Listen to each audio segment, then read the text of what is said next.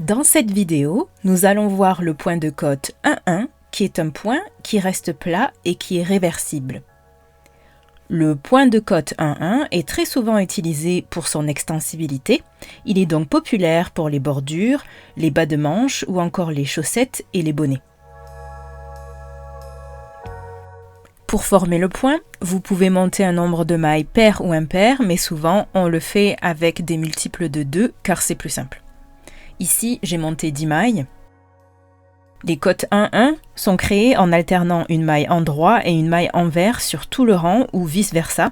Vous pouvez commencer par une maille envers, puis faire une maille endroit. Cela n'a pas d'importance tant que vous répétez exactement le même enchaînement.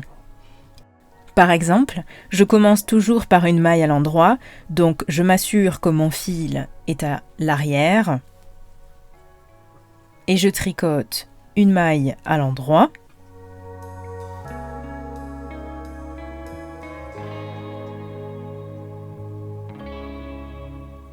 Ensuite, je mets mon fil sur l'avant et je tricote une maille à l'envers.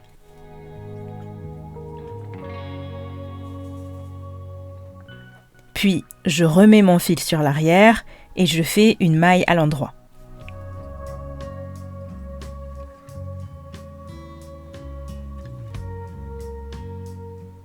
Il faut alterner sur tout le rang pour former les cotes 1,1.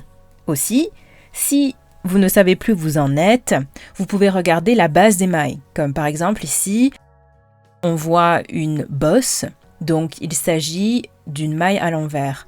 Donc faites une maille à l'envers par-dessus.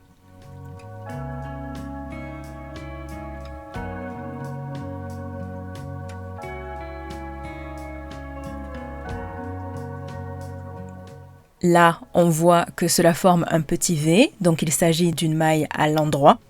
Donc, faites une maille à l'endroit par-dessus.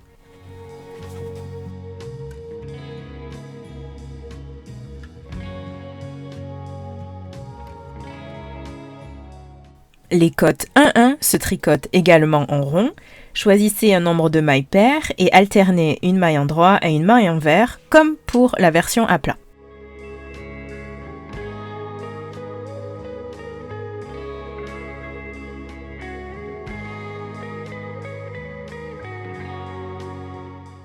Et voilà, vous savez désormais comment former les cotes 1,1.